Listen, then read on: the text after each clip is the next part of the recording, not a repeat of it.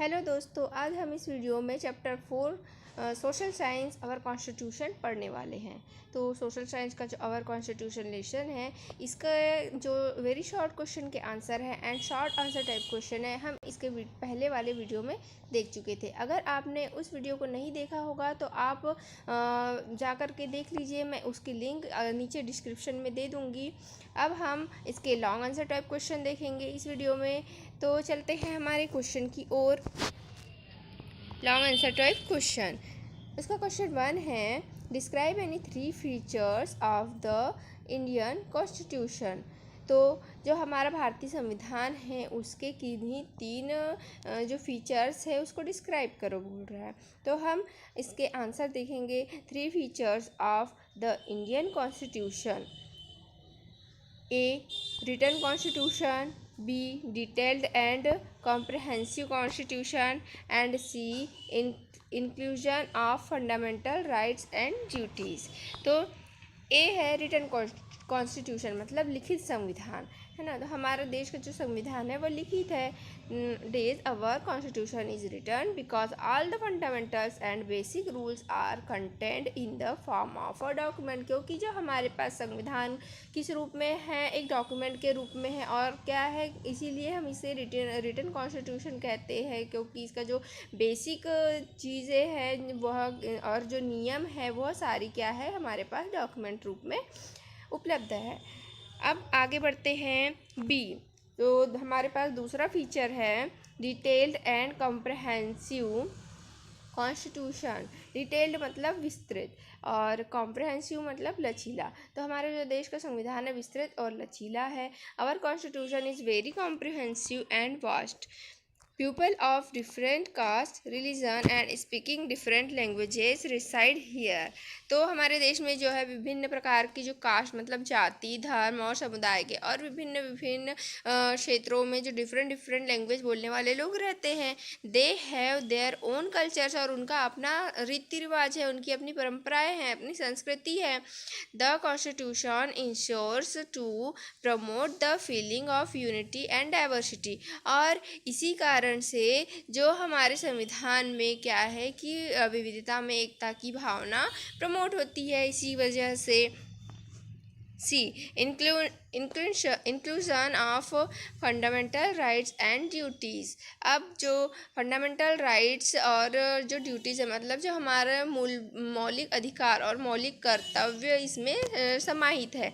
तो the Indian constitution has given some fundamental rights to the citizens. तो हमारे देश के नागरिकों को हमारे संविधान के द्वारा कुछ मौलिक अधिकार प्रदान किए गए हैं। It is the duty of the supreme court to protect this rights. और जो सुप्रीम कोर्ट मतलब हमारे देश का जो सर्वोच्च न्यायालय है उसका यह कर्तव्य है कि वह इन अधिकारों की रक्षा करे। अगर किसी भी नागरिक के मौलिक अधिकारों के साथ में कुछ उनका हनन होता है तो वह सुप्रीम कोर्ट में उसकी अपील कर सकता है, कि शिकायत कर सकता है कि उसके मौलिक अधिकारों का हनन हुआ है।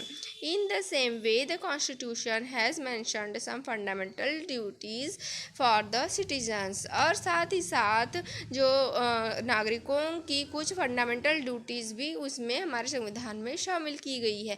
अगर संविधान ने हमें कुछ मौलिक अधिकार दिए हैं तो साथ ही साथ कर्तव्य भी दिए हैं जिनका हमें पालन करना चाहिए। हमारे देश में अभी हमारे देश के नागरिकों को टोटल 11 फंडामेंटल ड्यूटीज़ है। ये 11 फंडामेंटल ड्यूटीज़ आपने 6th क्लास में पढ़ चुके हैं, है ना। अब चलते हैं हम आगे नेक्स्ट क्वेश्चन की ओर। नेक्स्ट क्वेश्चन है राइट शॉर्ट नोट्स ऑन। यहाँ नीचे में कुछ टॉपिक्स दिए गए हैं जिन पर आपको शॉर्ट नोट लिखना है। ए सेक्युलर स्टेट। सेक्युलर स्टेट के बारे में लिखना है। तो a secular state is one which does not advocate any particular religion but respect all the religion alike. मतलब सेक्युलर स्टेट मतलब जो धर्मनिरपेक्ष राज्य होता है वह ऐसा राज्य होता है जहाँ पर किसी व्यक्ति को कोई एक पर्टिकुलर रिलीजन मानने पर कोई रोक नहीं होती। वह अपनी इच्छा के अनुसार कोई भी धर्म को मान सकता है ना। और उस राज्य में सभी धर्म समान हैं। India has no state religion Bharat जो है वह किसी एक धर्म का राज्य नहीं है। Every citizen has a right to profess his own religion. यहाँ पर प्रत्येक नागरिक को अपना धर्म मानने की पूरी स्वतंत्रता है। The state will not discriminate any religion nor interfere in religious matter. तो जो राज्य होता है वह किसी एक धर्म को डिस्क्रिमिनेट नहीं करता है किसी एक धर्म के प्रति, और ना ही वह किसी धार्मिक मैटर्स पर जो है रिलीजियस मैटर को कोई भी इंटरफेयर नहीं करता है। कोई भी स्टेट, मतलब जैसे हमारा एमपी स्टेट है तो वह भी हमारे राज्य के जो रिलीजियस मैटर्स पर इंटरफेयर नहीं करता है, धार्मिक मामलों में दखल अंदाजी नहीं करता है। The people of different religions are equal before law and command equal respect and recognition from the state. तो ये परिभाषा हो गई, मतलब ये सेक्युलर स्टेट के बारे में हमने इतना बता दिया। अब आपको समझ आ गया होगा कि सेक्युलर स्टेट किसे कहते हैं, है ना। तो अब देखिए बी है federal system. A federal system is one in which political power is shared between the centre and the state government. In such a system, there are two sets of government, one at the center and the other at the state level. तो ये हो गया federal system. आगे चलते हैं सी, fundamental rights and duties. अब fundamental rights and duties के बारे में भी हमने पढ़ा, जो हमारे मौलिक अधिकार और मौलिक कर्तव्य हैं।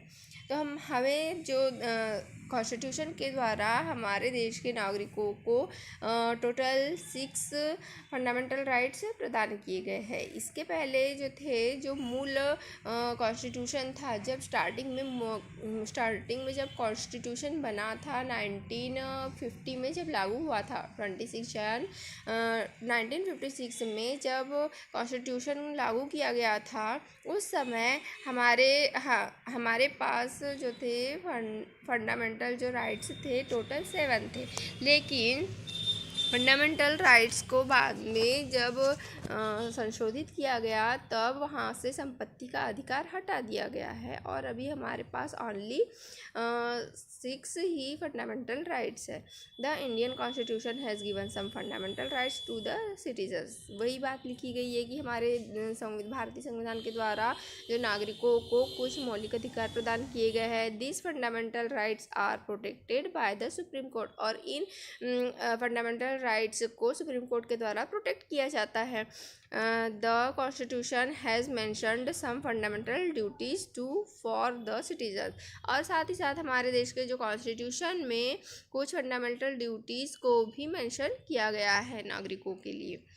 हो गया, यहाँ पर हमारा लेसन समाप्त होता है। हम मिलेंगे अब अगले वीडियो में। दोस्तों, अगर आपको मेरा वीडियो पसंद आया हो तो आप इसे ज़रूर लाइक कीजिए और सब्सक्राइब करना मत भूलिए, और बेल बटन को ऑन कर दीजिएगा, जिससे मेरे आने वाले वीडियोस के नोटिफिकेशंस आपको मिल जाया करेंगे। Thank you for watching. स्वस्थ रहे, मस्त रहे। अलविदा दोस्तों।